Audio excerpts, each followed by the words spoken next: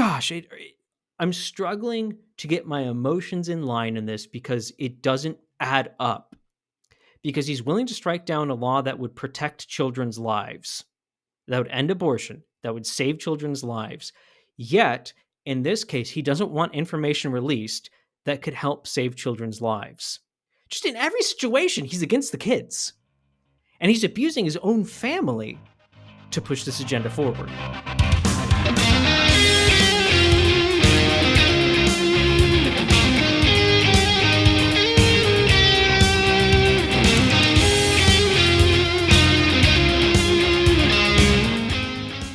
Welcome to the Enemies Within the Church podcast. And the Enemies Within the Church podcast, as you might guess from the name, is a ministry of enemies within the church. And you can find out more by going to No, I messed it up. What is our website name here, Kyle? I get it wrong every time. I'm not good with letters, is what we've learned. Yeah, we got you a pack of color forms on the way. So you can work with letters in a comfortable environment. The website you want to go to is EWTCnews.com. Again, EWTCnews.com. Stands for Enemies Within the Church News. So go on to EWTC News right now. You can also click a button up at the top to go buy the documentary and watch it if you haven't already, where we go over how wokeness has infiltrated the church, but so much more than that. So again, log on to EWTC News today. That's right. And you said so much more than that. It's not just that wokeness has infiltrated the church, but of course it has infiltrated our culture. Today, in today's episode, we're really going to be looking at how wokeness has infiltrated not only the church, we're going to see some of that, but also how it's really invaded and infiltrated our culture. And not just, it used to be, Kyle, no offense, because I know where you're at geographically, it used to be that those of us in the heart of the country could go and look out and say, yeah, those on the left coast and those over on that other side, those guys are all crazy, those guys are all woke. But today, we're coming into Ohio. This is flyover country. This is a blue collar type state. And what in the world did Ohio just do? What did they do? It goes beyond law. They enshrined abortion into their constitution. Yeah. But more than that, people have pointed out that for how simple of an amendment it is, it has far-reaching potential applications. Again, that go beyond simply just abortion. But that is the main thing, and that's the issue right now, and that's what it will do right now. In fact, my goodness, it essentially overturns their existing laws. Yeah. And I think this is interesting because it's, like you said, it's not just that they made a new law. It's that they actually enshrined it into their constitution. And essentially what they're trying to say is that abortion is a right. It's a right. Mm-hmm. Now, before we get too far into this, I think it's important to understand, where do rights come from? Yeah, I mean, that is the important thing. That's the thing that we have to understand, because when you get that question wrong, you're going to make wrong conclusions. But rights come from God. If we are created in the image of God, then human life is imbued with certain rights.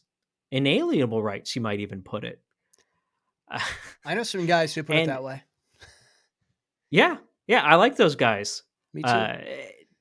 But understanding this is important, because the second you disassociate rights from God, you have to, and this is key, you have to find another place to ground them. And unfortunately, people are grounding them in what the government says, which is why they feel perfectly fine with going, okay, we're going to provide a state constitutional right. That's part of the wording that was used, a constitutional right to abortion.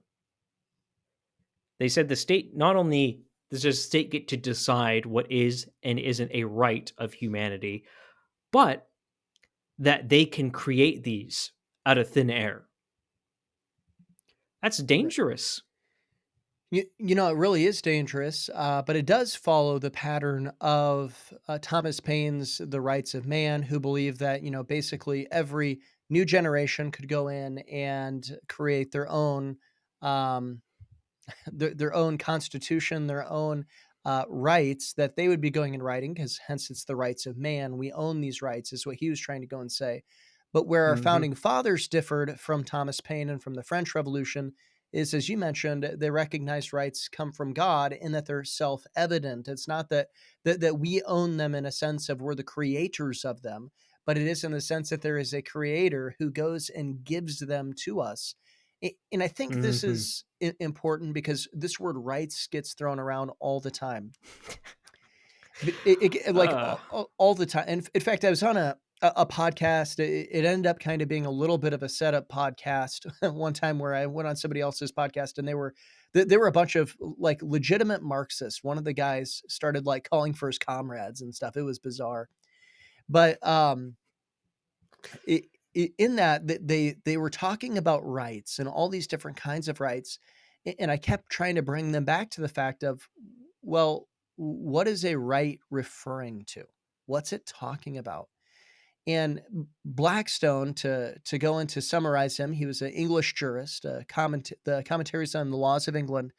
He basically goes and says, rights are in relation to right and wrong. I don't know what people think that rights are in relation to so much today. In fact, I think it's just kind of a word that says this is something I want. In fact, the mhm. that podcast I was referring to, the comrade guy was talking about the right to have internet. In a sense that as to why the government needed to give us internet, it was a right that we had. I mean, I'd hate to go back and try to find that because it was torture to go through that podcast. In fact, I actually walked off, uh, shut it off, and walked off from them. It was interesting, but rights are in relation to right and wrong, and as you mentioned, they're given from God, and God has stated that murder is wrong. And that Mhm. life begins inside the womb, or at least that's when we can recognize it. And so, therefore, it's a wrong to murder a baby inside the womb. Therefore, it cannot be, by definition, a right.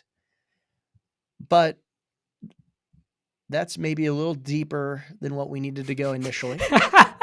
So it's just this is an issue that really fires me up. Um, let's read what the people of, I almost said the good people of Ohio, because I'm generally good natured, but the sinful, wicked people of Ohio, what did they vote on? So the sinful people voted for this. A yes vote supported amending the Ohio Constitution to provide a state constitutional right to make and carry out one's own reproductive decisions, including but not limited to decisions about abortion, contraception, fetal uh, fertility treatment, miscarriage care, and continuing pregnancy, and allowing the state to restrict abortion after fetal viability, except when necessary to protect the pregnant patient's life or health. Um, and then obviously a no vote would have just not passed the amendment. Mhm. There was no special conditions on that. uh, Wh what are your first thoughts on this, Kyle? 'Cause I have I have several. I have many thoughts. My first reaction is how how. I mean, this was a state that was moving towards more restrictive abortion, a more restrictive stance on abortion, and it was driven by the again the you already mentioned the blue collar nature of the state and the rather strong uh, religious uh, character of the state. A lot of Christian, a lot of Catholic, Um, and how? Like, you would have thought that even if this is a somewhat of a swing state, that still, this in particular, as an amendment to the Constitution, would not have passed. Now, there are a lot of problems and a lot of reasons why it did pass, but it just it surprises me because in no way does this do anything other than expand, dramatically expand, because the whole idea of fetal viability, which if it's a fetus, it's viable, Mhm. but they have to redefine that. Well, outside of the womb, well, a They didn't make baby that. still requires care. Anyway, so that pushes it to automatically. That pushes it to whatever definition they're going to use, but it's probably going to be 24-week. Ohio already had a heartbeat bill, Mhm. and I know that there's probably some certain comments you're going to want to make on heartbeat bills, and I think this validates those comments. But yeah, what are your reactions when you hear this? Yeah, there's a lot to take in with this. We could probably talk for 2 hours just breaking down, this issue and everything that it says. But but one of the first thing that stuck out to me is the part that you brought up, allow the state to restrict abortion after fetal viability. And my thought was exactly your thought of, well, how do you define viability? Because Yeah, it, when you look at it, a a I can't do the math that quickly, but a 200 week old or a 200-week fetus, if we want to go and say that, it is not viable by themselves. Um, that is, roughly a 3, almost 4 year old. Well, I've got a 3-year-old and a 4-year-old in our house right now. Without mommy and daddy, that 3-year-old and that 4-year-old would starve to death. They don't know how to take care of themselves. They don't know how to do those things. Now, obviously, that's not well, I don't want to say that's obviously not the intent, because I don't want to sit out here and say that people who are okay with murdering children are really not okay with murdering children when they're older, because we know that Joseph Fletcher in Situation Ethics was okay with murdering children, yeah, outside of, not just outside of the womb, not just infanticide, but in the idea of, I think it was up to 5 years old. And so the I don't want to go and give them that, but I also understand that people will hear that and say, well, you're just straw manning this. So let's just take it back a little bit here. Either either you look at the child at conception is viable, staying within inside the mother's womb throughout the regular process of a pregnancy, or you believe that they're not viable because they are in need of their mother's body, which they're still going to be in need of their mother's body, a caretaker's body after birth. yeah. So, So if it helps the context of this, they do define fetal viability. For the sake of the amendment, it means the point. Now, I have some curiosities because I'm not sure exactly how it's going to work. Once it's placed into the state's constitution, how is it going to work? Just because they define it in one section of the measure, right, is this the definition that's going to get put in? But it's just still not a good definition. But it means the point in a pregnancy when, in the professional judgment of the pregnant patient's treating physician, the fetus has a significant likelihood of survival outside the uterus with reasonable measures. This is determined on a case by case basis. So they literally say it's completely arbitrary. right, and not only is it arbitrary, but it's arbitrary by people who are going to financially benefit from getting abortions, from people murdering children, and from people who are pro child murder. to begin with. I mean, Yeah. Well, can you go get it if you went to a biblical doctor and they went, "No, this does not meet the state's requirement of viability, or this doesn't meet the state's requirement. This fetus is viable because, a biblical view of body, of w- life." Could you then just go to a pro-abortion doctor and it's at 30 weeks and they say, "Yep, here we go, sign off." well, they're letting frankly, they're letting the mother be the prosecutor and the doctor be the judge, jury, and executioner.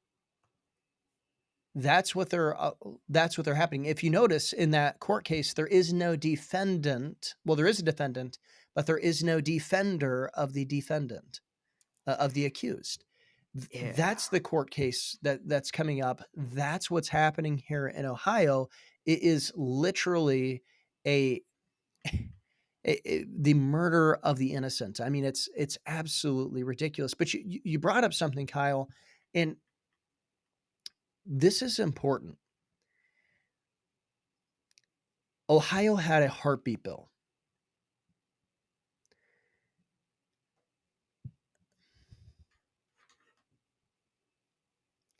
This is why heartbeat bills don't work. There's a lot of other reasons that we could go and state that they really don't work, but this is why they don't work. So everybody who wants to argue pragmatism, pragmatism, pragmatism, this is why it should be that you have an executive who stands up and says, whoa, whoa, whoa, whoa, I'm going to recognize the personhood of these children. If that's a president, he could do it through the 14th Amendment. If it's a governor, they can probably do it in similar ways through the Constitution. It's probably not through a direct amendment, but like in Iowa's Constitution, it talks about life. And if you go and in personhood specifically, and if you go and Mhm. you say, I recognize the personhood of a child in that saves children's lives. If you go and you look at from a legislative standpoint, this is why it doesn't work when it comes to heartbeat bill, is because they're not basing it on constitutional law. They're basing it just it's opinion. It's Yeah. opinion. They're not going in It's not even just opinion, it's opinion of the moment. right. It And the we've reached a point where law went from based on eternal, immutable things, i.e., the Bible, God's word, to based on quote science, but it wasn't real science. It was still just man's opinions. It was secular humanism. To now, it's just opinion. It's a reflection. All law is a reflection of the opinions of people at that time. right. We are seeing the progress of the decline of truth played out in law as well, and how we view law. Mhm. And and so we look at the complete failure of the Ohio heartbeat bill, and we see there are not leaders who are stepping up and saying, I'm for life at conception. I'm for the protection of the preborn. I'm for personhood within the womb. I'm for abolishing abortion. We don't have leaders who are stepping up. I can't say there are none. There are a few. But I, generally speaking, yeah, and on the national scale, we don't have that. That should be a giant red flag to us in our culture, because one of the tenets of wokeism, one of the major doctrinal errors is antinomianism. Lawlessness is what that means, or without law, and it's without God's law. That's what happened in Ohio. That's why there is now a court case that has a prosecutor, a defendant, a judge, jury, and executioner, but no defender. And that defendant has no voice of themselves. Hmm. It's because God's law is removed. Yeah. Yeah. Everything becomes subjective and everything becomes about your own personal good. And the worst crime you can commit in this new world is to infringe on the not the good, not the rights, but the pleasure of another person. Right. The leisure, what is the person's desire? What is the person's leisure? What is their pleasure? And as soon as you step on that, you've committed the only wrong act that you can. And unfortunately, Christians are buying into this. Christians are buying into that view of law, of rights, of liberty. Mm-hmm. They think liberty means, well, we if we step on someone's pleasure, preference, then we are wrong, and we have to protect everyone's preferences. Their pursuit of happiness. Yeah, it's a certain kind of happiness, and it's not definitely not what the founders used that word to mean. Right. And the founders, just so you know, they were citing Sir William Blackstone, his commentaries on the laws of England, who defined happiness not as what you wanted, but what was defined as the ultimate good, which is inconsistent with morality. Ultimately, if we were to go into put it in today's vernacular, that pursuit of happiness really would be the pursuit of holiness.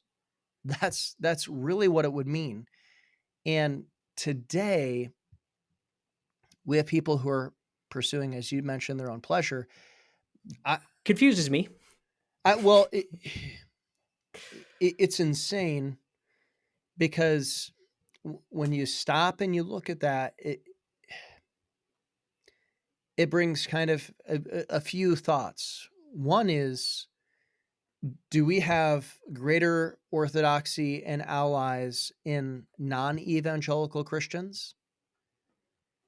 That's an optimistic take, which is kind of scary to think about.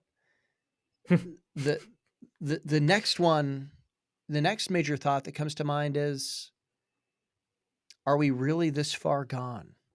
Are we really this far gone? And unfortunately, it's seeming like we are. And this is important to understand. This is in Ohio where there was a heartbeat bill.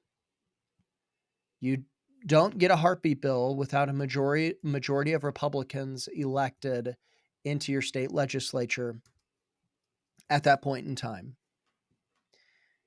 So we take this, even though it's a swing state, it's leaned very red recently, at least on the statewide side of things. Hmm. And this is in the Midwest. This is in the, or at least the Ohio Valley. It's not. We're not on a coast. We're not out west. It's certainly not far east. It's right there in the middle of the country. Yep. And for perspective's sake, it's a state that's roughly, obviously, again, these sorts of numbers fluctuate depending on who's polling and the question asked, but 46% Protestant, and then you got 18% Catholic. Um, and fun fact for perspective's sake, that's higher than where I'm at. That's higher than Idaho, and I think that probably surprised quite a few people. Idaho is actually a very secular state. Happens to be very conservative state, but also very secular. So the numbers were there. This was not again. It was not out west on the west coast. It was not northeast. It was not one of these places where you go, oh, there's not a enough Christians. You just needed the Protestants and the Catholics, and you had a large majority, A like super the majority. secure vote. A super majority.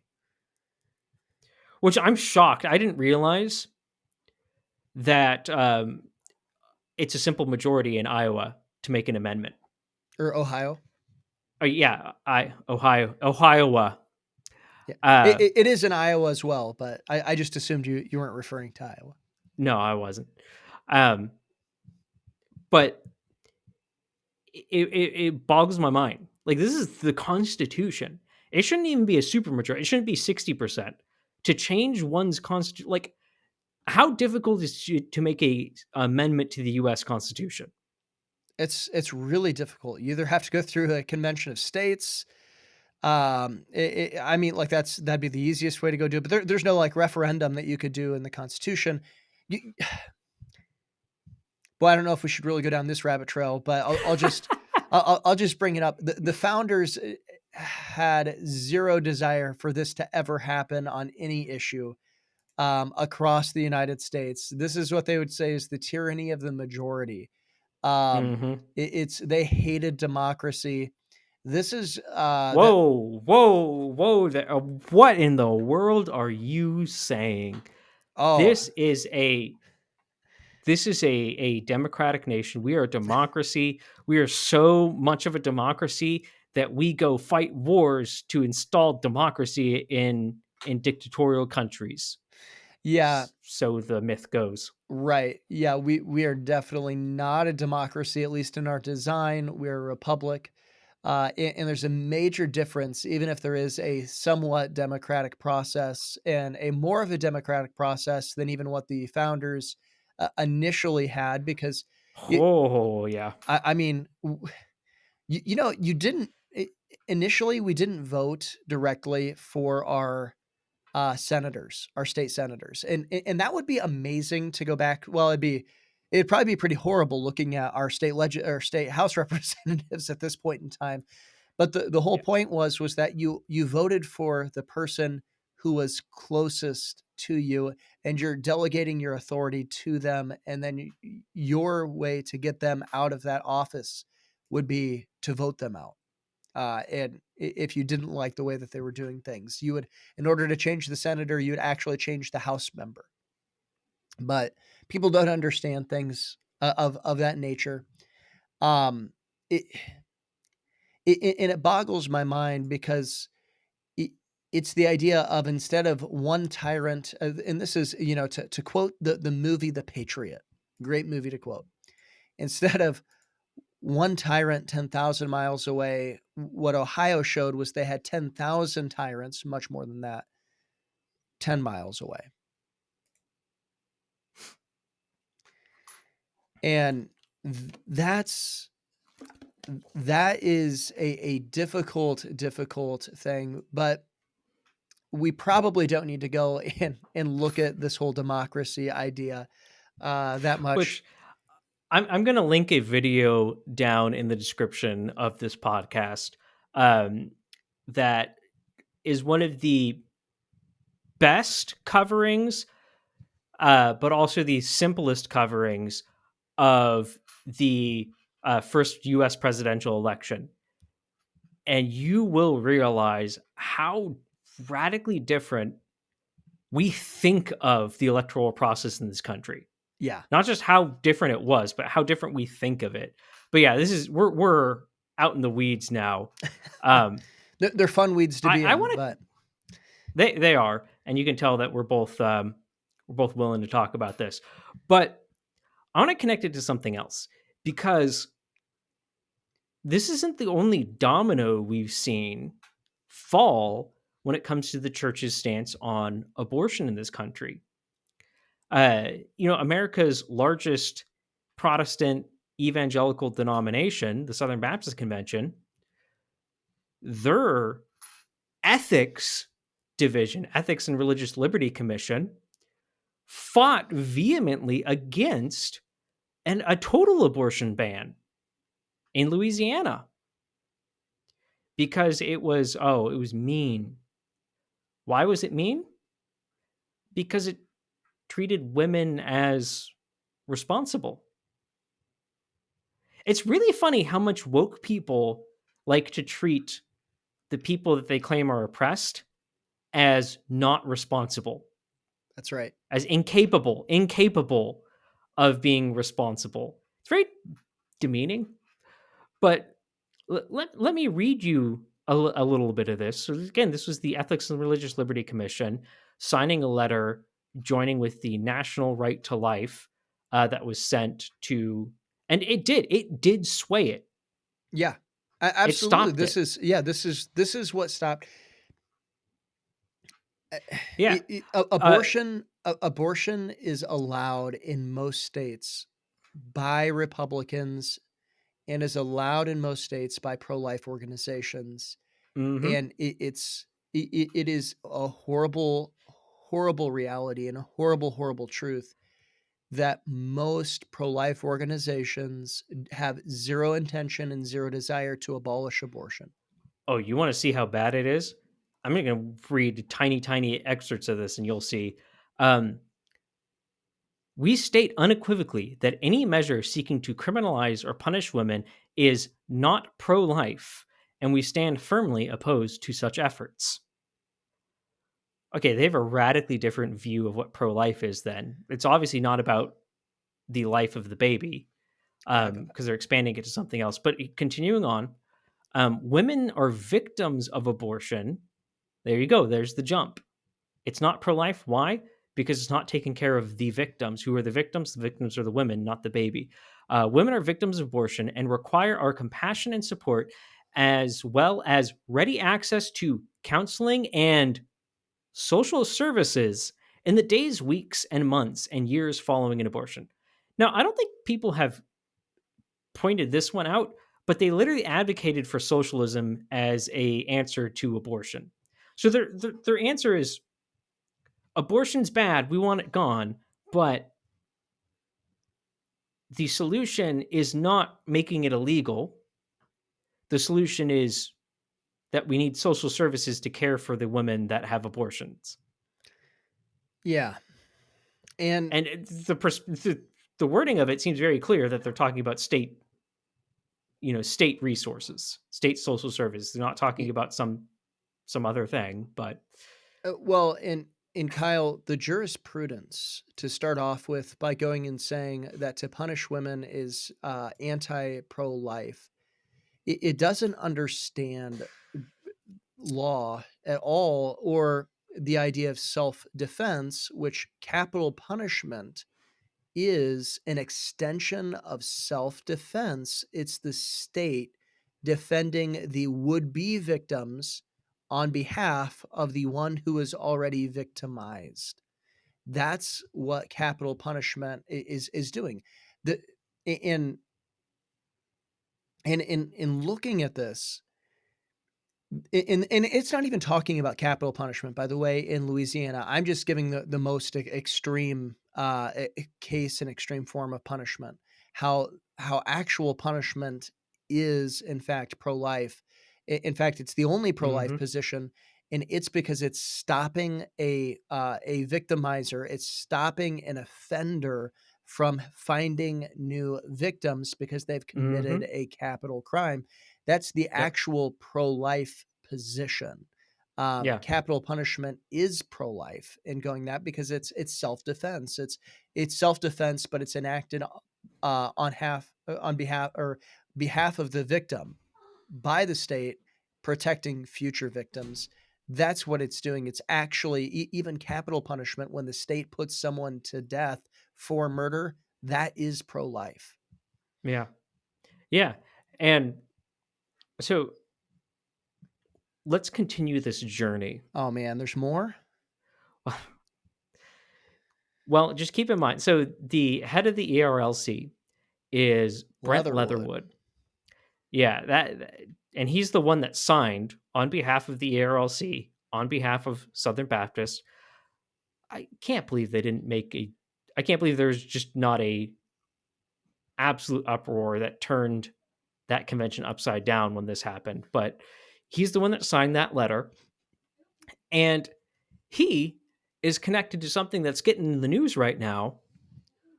Yeah.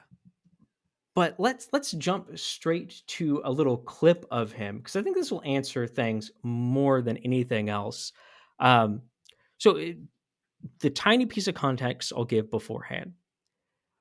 Leatherwood had children at the Covenant school that was shot up by a trans activist.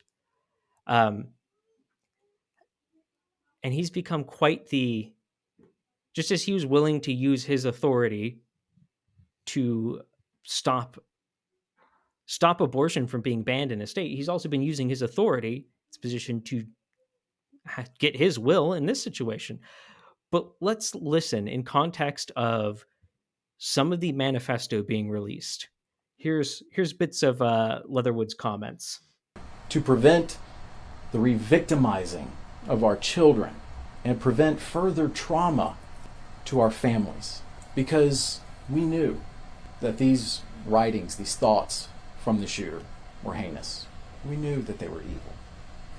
With the release of images of these disgusting writings, what have we learned? Have we learned anything new? Have we learned anything we didn't already know? Did we not already know that this was a deeply disturbed individual who was detached from reality? What more evidence was needed? And so now, a community, a school, families who have already suffered so much were left yet again to deal with this terror. Okay. But have you seen the writings yourself? No. That's what I asked. No, I'm sorry. No. To my knowledge, there has been no parent that has been given any sort of access. No. If that's not I have a take. I have a propaganda piece, and I have to assert my propaganda, and I'm just a spokesperson of propaganda, and I really don't know what I'm talking about. If that's not what that is, then I don't know what is that. He gets caught red-handed. Have you seen this? You're making all these assertions about this. Have you seen it? No, I haven't. And to put that into context, that was not saying, have you seen the pages that were released? The question that the reporter asked was, had you seen it beforehand? Had you seen the entirety of the manifesto beforehand?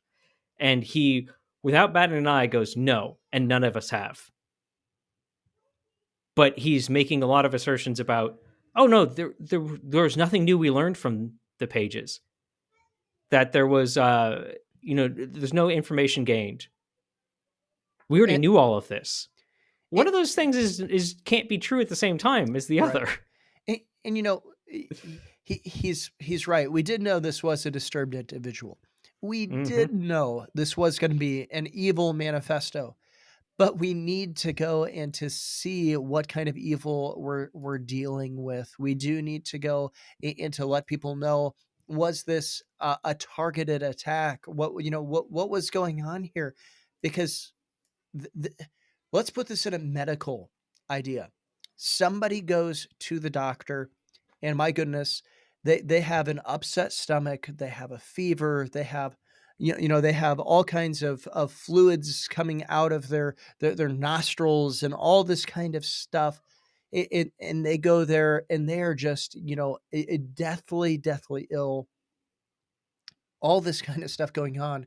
And the doctor goes and he gets very upset when the nurse suggests that they should run a test. And he goes, no, why should we run a test? We already know that they're deathly ill. We already know that they're sick. We won't learn anything from this. That would be ridiculous. Yes, it'd be irresponsible. It would be uncaring. Yet Leatherwood is using his family, he's using the other families, their pain to push an agenda. Now, I have great sympathy for the families. I have great sympathy for them, not just in general, but in the situation and the context of the manifesto. Yeah, that is going to be painful. It is going to be painful if you, as a victim of this tragedy, see the details, the disgusting details of this shooter. but that doesn't mean that they shouldn't be released. That doesn't mean that there's not important information to gather. And my goodness, even in just the couple pages that were released, is there some very important details, uh, even to the degree that it helps the parents in the school, because the shooter, she had been casing the place. She knew Right. what to look for. She details, I mean, she gives a timeline. She gives things to check, check parking lot for security and the time that she's arriving, to, arrive in designated parking space, all these different things and a timeline for it. And if they, that's important for security's sake. You know how this happened and you know how to prevent it. There's so Right. many other reasons, but if you're ever in a situation like this, you got to protect your own. Like, yeah, I have sympathy for the family, but as a husband, as a father, I know the right thing to do in this situation is that's got to be released, but I'm also going to keep my family away from this. I'm going to keep my family off the internet for a time. I'm going to keep us separated from this, and for other really good reasons. And I say this not passively and not callously. I say this as someone whose family has lived through a tragedy, a pretty extreme tragedy, and has got to learn super, super disgusting details on the news. And I learned a lot of things, and there's a lot of other pieces of that experience. So, yeah, I understand what it's like, or at least to a degree, but he's weaponizing people's pain to push his agenda. Now, Right. Sam, would you believe that there's more? There's more? There's more. There's more. All right. We're only halfway done with the clips that I got. All right. Well, let's see them. To the online shock jock who aired these images, I would challenge him and anyone who amplifies them online. Just be a human for once. Quit seeking clicks and retweets and platform building. And I would say specifically, any sort of profit or revenue that was generated by this, a naked display of platform building, any of that Wait money for it. should go directly to the 6 families. Or it should go to the Covenant School to help pay for the security that is there each and every day trying to make sure our kids are safe. Wow, that's manipulative. Yeah, and I mean, there are a lot of criticisms that could be made about Steven Crowder, because I believe that's who is the one who released this. Yes. I'm not sure that in the position that Leatherwood is in, that it's right to call Crowder a shock jock in that sense. It is something as well there. Just as a public figure going and speaking like that, but the manipulative part isn't that he called Steven Crowder a name. Steven Crowder's a big boy. He can take that. It's that he literally goes and is like, and if you make any money, it should go to these 6 families or the school. Which, yeah, there's a really weird thing where he keeps, I don't know if he's trying to emphasize that he's a part of the victim group here because Right. his family survived, but he keeps going back to this emphasis of, like, he'll mention the deceased and then he'll mention the other people, the survivors, but he'll kind of play them up. Mhm. And it came across wrong to me every time he did it in the entire interview. Obviously you only saw one tiny moment of him doing that, but And by the way, I like looking at this, whether Crowder's motives are right or whether they're wrong, he's doing the right thing in releasing these statements or this manifesto. And just somebody who's been around content creation for a long time, that's really not how you like, that's not monetarily how that works. And there would be like just from a pragmatic standpoint, You couldn't even define, like, even if you're sitting out here, let's just say you're a complete social justice warrior watching this, and you're all on Brent Leatherwood's side, and you're all for it. How could Crowder even figure out how much money he made from those, unless you're just talking about the monetization from a specific YouTube channel, which, if you've followed Crowder at all, it's probably not monetized at this point in Well, time. the video on the manifesto got taken down. Yeah, right. So I mean, like, how could you say that people are joining because you released the manifesto? Like, it's a really bizarre, impractical thing to be saying anyway. It's like many of the things that the woke call for. It's something that can't be done. Right. But it scores those emotional hits. It's pure manipulation. Now, let's watch the final little bit of this.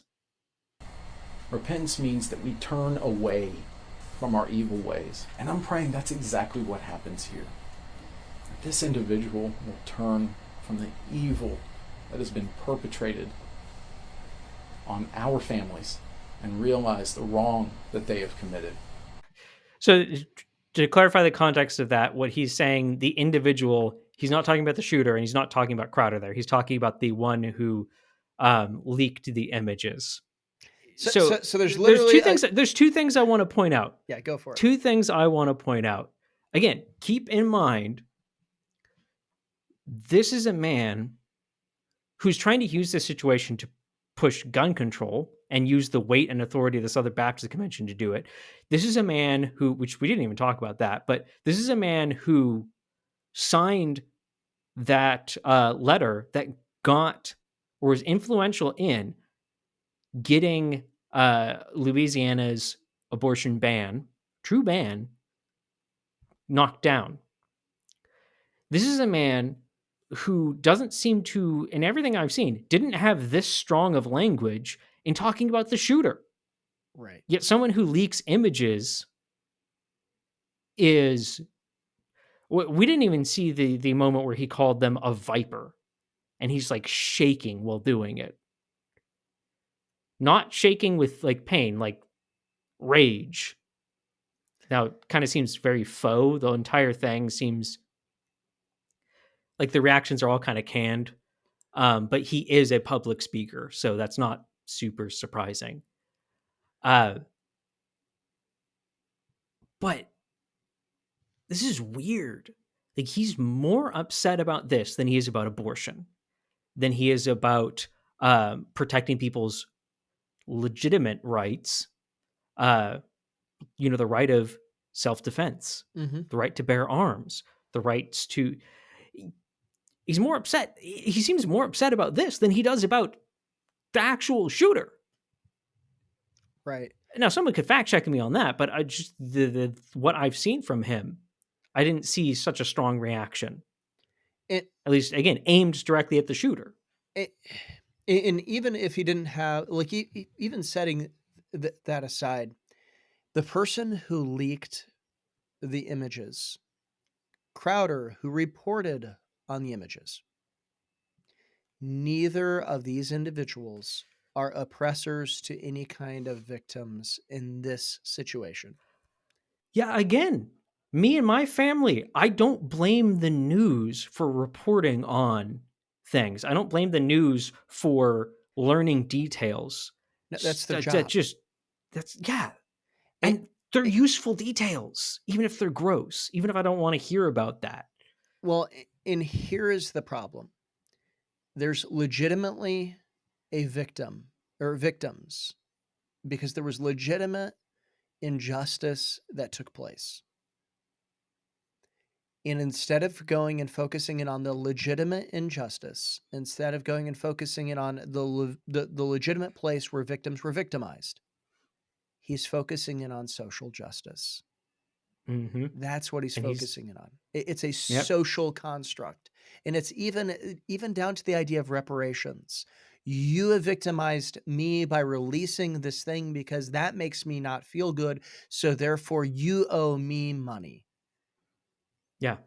Because I'm oppressed. Now, Do you wanna add a layer to this? there's another layer. So There's more to oh, this onion.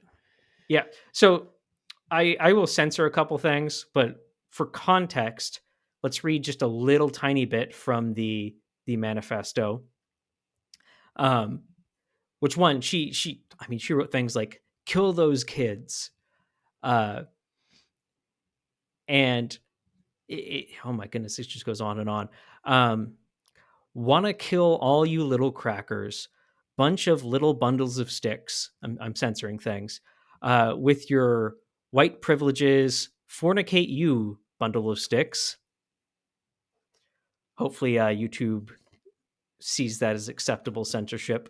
Tried to censor words that it would get upset by, and Yeah. words that I'm not going to say out loud as well. And so I But assume what does she make it clear? she's racist. Her motivations are woke. She wants to now. And what does Leatherwood say? Everyone suspected these kind of things. Maybe not on the white privilege part, but people were suspecting all this stuff, but we didn't have confirmation. Now we have confirmation. Right. That's important because it shows how dangerous these ideologies are. Yet, Leatherwood says, no, that's not important. But let's go back to 2019 when there was shooting in El Paso. And what does the ERLC tweet? So motivations don't matter in this case. And by the way, Leatherwood, though he wasn't in charge of the ERLC in 2019, was number 2 in the ERLC in 2019. Listen, this past weekend, the U.S. was hit with more tragic mass shootings. The shooter in El Paso claimed allegiance to the evil ideology of white supremacy as the motivation for his attack. So motivations matter when it's the person's a white supremacist, but when the person is a let's put it this way, we'll say trans supremacist and hates and a racist or a well, yeah, in this case that term applies because she was judging people based on the color of their skin. That doesn't matter. Like that is a blatant double standard. Yeah, but it should make it clear why this man would be willing to sign that that letter and help strike down. Gosh, I'm struggling to get my emotions in line in this because it doesn't add up. Because he's willing to strike down a law that would protect children's lives, that would end abortion, that would save children's lives. Yet, in this case, he doesn't want information released that could help save children's lives. Just in every situation, he's against the kids. And he's abusing his own family to push this agenda forward. Well, the only thing I can think of to say is that Moloch is alive and well, and he has high places even in the Southern Baptist Convention. Apparently. Even if there is no ethics, there's a lot of religion. There's certainly not liberty, but there is a commission. But Sam, we didn't actually go over this segment beforehand. I kept it a surprise for you. Was that a good surprise? Good's a strong word. Good's a strong word. Yeah, good's a strong word. It was a good's a strong word. I about said good. It was fairly surprising. I had seen the videos going around Twitter. I hadn't watched one from him mostly because I can't stand Leatherwood. And so I hadn't seen the videos ahead of time, but I did see some of the commentary. So I did know what his general position was, but it's something different to see him actually say it in his own words and to see the details. Do you think I'm being unfair with my analysis of him? No, I think that you're absolutely right. He is against children. He's against the lives of children.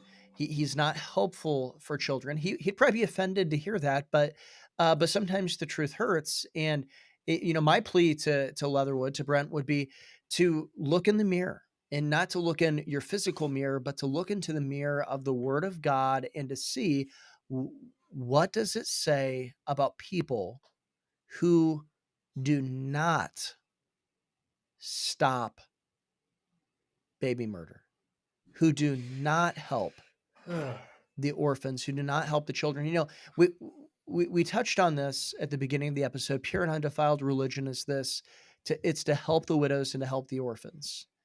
And quite literally, we see that Brent is not there to help the orphans. He's against it. Yeah. Yeah.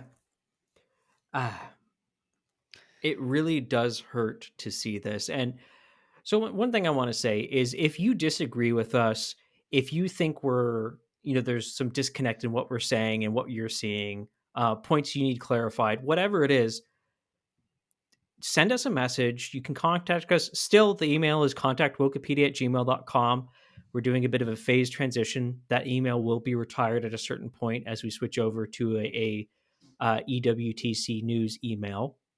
But again, we're taking that step by step. But here on YouTube, here on Spotify, wherever you're listening to right now, you can comment there as well. We pay attention. We read these things. We want to get your thoughts. So what are your thoughts? What are your thoughts on Leatherwood? Do you think he's acting from nefarious motivations, sort of the way that we're describing it? Or do you think he's just acting from a emotional standpoint as a parent, and he's scared and he's kind of lashing out and using his authority inappropriately? Let us hear your thoughts. Absolutely. And, with that, not only do we want to hear from you if you disagree with us, we also want to hear from you if you agree with us. That'd be great. Sometimes those voices get drowned out once in a while. But for enemies within the church, keep standing for the truth. I don't know, since we're changing the podcast from the Wokepedia podcast to Enemies Within the Church podcast, I don't know if I'm going to keep saying don't go woke. So the funny story about that is, on the first podcast, I had no idea how to sign off. And that was the first thing that came to my mind. And it just became the thing. So what are your thoughts? That's the other thing you let us know. What are your thoughts on Don't Go Woke? And do you think I should create a new sign off?